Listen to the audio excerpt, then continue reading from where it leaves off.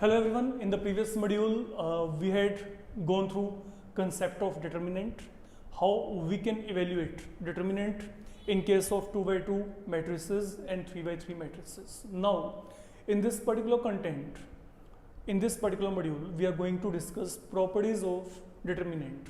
Look, ये आपका सबसे important part है. And now regarding properties, you really need to focus a lot. Because अगर आपको यहाँ पे प्रॉपर्टीज आती हैं only then we will be in a position to simplify problems concerned with properties of determinant. Fine, तो let you go through these properties. जो सबसे पहला प्रॉपर्टी है वो आपके पास यहाँ पे क्या है, that is known as reflection property.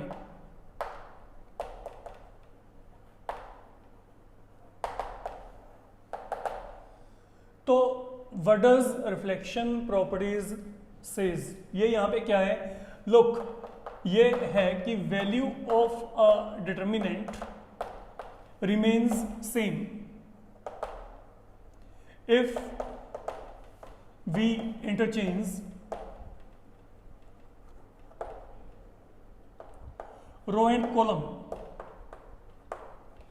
if we interchange row and columns, so the value of determinant remains same if we are going to interchange row and column. And now if you will focus toward this wording, we are interchanging row and column, you will come to know we were having same concept while we were having transpose at our hand. तो हमने क्या किया था, transpose क्या था basically, if we are going to interchange row and column, okay, that is all about, you can say, transpose. Now what is going to happen here, suppose I'm given a matrix here 1 2 3 4. Fine, now what I'm going to do here, suppose I'm going to take its transpose. तो अगर मैंने यहाँ पे transpose लिया, what I'm going to get, this is what I'm going to get. But now our main motive is we are going to deal with properties of a determinant. Now let determinant be taken here. I'm going to consider determinant of A that will turn out to be equal to 4 minus 6, which is equal to minus of 2. Okay, then if I'm coming across determinant of A transpose, what does this become? 1 3 2 4. Now let you check what we are getting here, 4 minus 6, again it is turning out to be equal to minus of 2. So what is happening? It means if I'm having determinant of A or I'm having determinant of A transpose, the thing is going to be one and the same. Now this one I have verified by taking an example. A particular example has been taken here. Now अगर आप यहाँ पे generally भी इसको prove करना चाहते हो, even that can be done. In order to prove it generally, okay, general proof आपके पास यहाँ पे क्या होगा, you have to find a matrix with elements in this particular arrangement. Suppose I want to get determinant value right here. So if you want to get determinant value, now you know how to expand it. What I'll be getting here, A11, A22, पहले diagonal element they have been multiplied, and then it is A12, A21. Now they are to be subtracted. Suppose I consider transpose right here. So upon having transpose, what you will be left with, now this row will become column, and ये जो row है ये आपके पास ये भी क्या बन जाएगा, column बन जाएगा. You can check that one. तो accordingly अगर अब आप यहाँ पे इसका transpose लेके चलते हो, now try to focus here. What this becomes, I think you're going to get same thing back. You can check. तो अगर आप यहाँ पे इसको solve करेंगे, I'll be getting A11 2 2, A21 1 2. तो thing is one and the same. See, properties जो हैं इनके जो प्रूफ हैं इनके आने के कोई चांस नहीं है examination point of view. But अगर आप यहाँ पे इन प्रॉपर्टीज को वेरीफाई करना चाहते हो, in case if it happens out to be in board exams, then what you can do, तो आप यहाँ पे एलिमेंट्स को इस फॉर्मेट में लेके चलेगा, ना कि वो फॉर्मेट में. ओके, तो आप वहाँ पे पर्टिकुलर एग्जाम्पल नहीं लेके चलेंगे, आप वहाँ पे जनरलाइज फॉर्मेट में यहाँ पे लेके चलेंगे एग्जाम्पल को. Then you can take a 2 by 2 matrix और 3 by 3, it is up to you, उससे कोई फर्क नहीं पड़ेगा वहाँ पे. Now coming across second property, तो पहला प्रॉपर्टी आपका रिफ्लेक्शन प्रॉपर्टी है। रिफ्लेक्शन प्रॉपर्टी यहाँ पे क्या है, whenever you are having a determinant value with you, okay, and then एक और आपके पास वहां पे डिटर्मिनेंट वैल्यू है, बट वो क्या करती है, वो वहां पे उस मैट्रिक्स का ट्रांसपोज कंटेन कर रही है। Look, you are having one determinant value, I am having one more determinant value, लेकिन वो क्या है, वो उस मैट्रिक्स का क्या कर रही है, ट्रांसपोज कंटेन कर रही है। तो दे बोथ आर सेम, वो दोनों के दोनों जो वैल्यूज है वो वहां पे क्या है, सेम है। Fine, now coming toward second property, जो सेकंड प्रॉपर्टी है वो हमारे पास है बच्चे यहाँ पे स्विचिंग प्रॉपर्टी।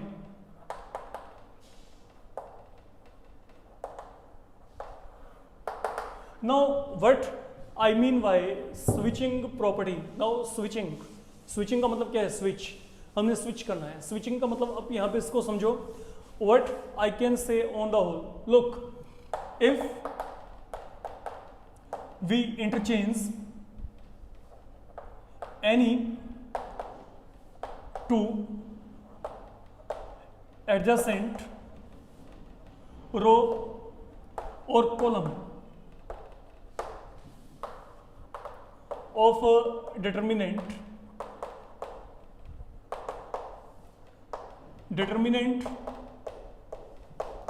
changes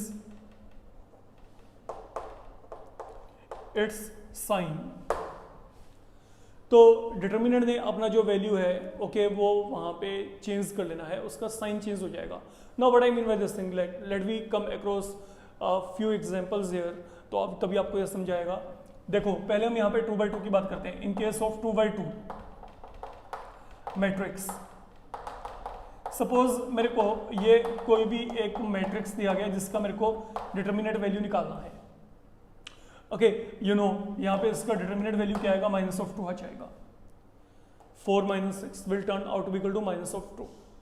तो in case of a 2x2 matrix, ये आपने क्या किया है, उस मैट्रिक्स का अगर आप यहाँ पे डिटर्मिनेंट वैल्यू निकालना चाहते हो तो ये वैल्यू मेरे पास यहाँ पे आ रहा है।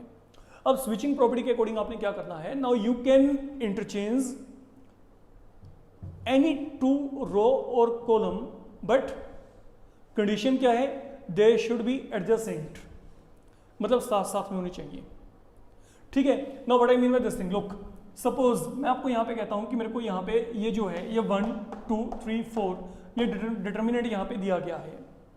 Now if this is the determinant given to you, it is R1, it is R2, it is C1, C2. Now I'm having two ways to introduce this property, which is known as switching property. What are the two ways with you? Either you can switch both of these rows with each other. आप इन दोनों का आपस में क्या कर दो, जो position है वो इंटरचेंज कर दो, ठीक है। If we interchange any two adjacent row or column, मतलब रो को रो के साथ करना है, याद रखिएगा। जो प्रीवियस प्रॉपर्टी था रिफ्लेक्शन प्रॉपर्टी, वहां पे हमने रो को कॉलम में, कॉलम को रो में क्या किया था, इंटरचेंज किया था।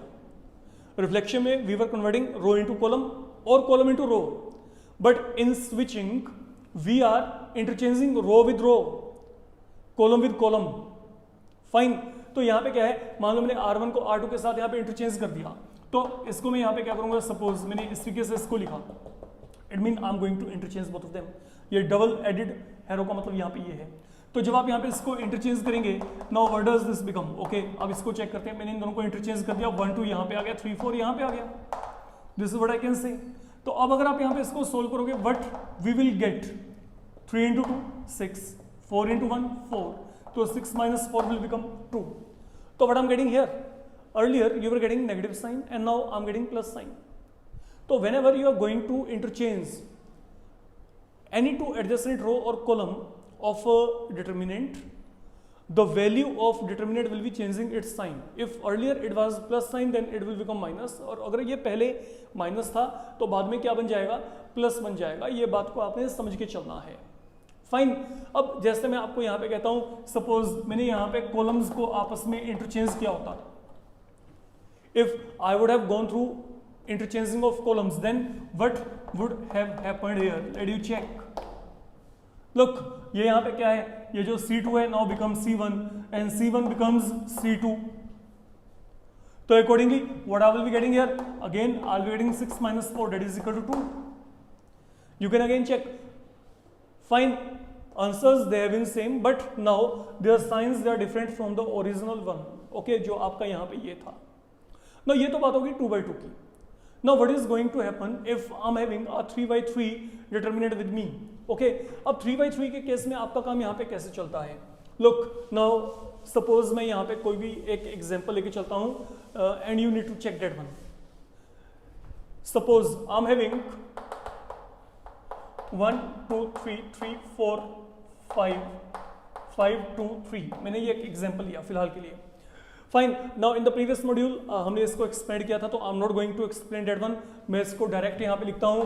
लुक, मैं इसको एक्सपेंड कर रहा हूँ बाय R1. तो if you expand it by R1 I will be getting 1.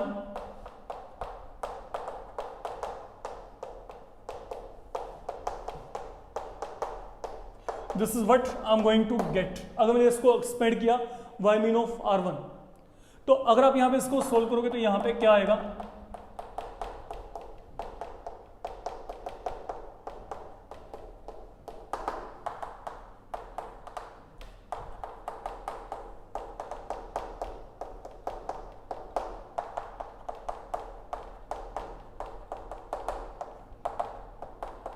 Minus of 8 is something I am getting here for the moment, अगर हम यहाँ पे इसको सोल्व कर रहे हैं. अब एक काम करते हैं. अब मेरे को क्या करना है? मेरे को यहाँ पे कोई भी दो जो है रो या कोई भी दो कॉलम को आपस में इंटरचेंज करना है. मान लीजिए मैं यहाँ पे R2 को R3 से इंटरचेंज कर दिया.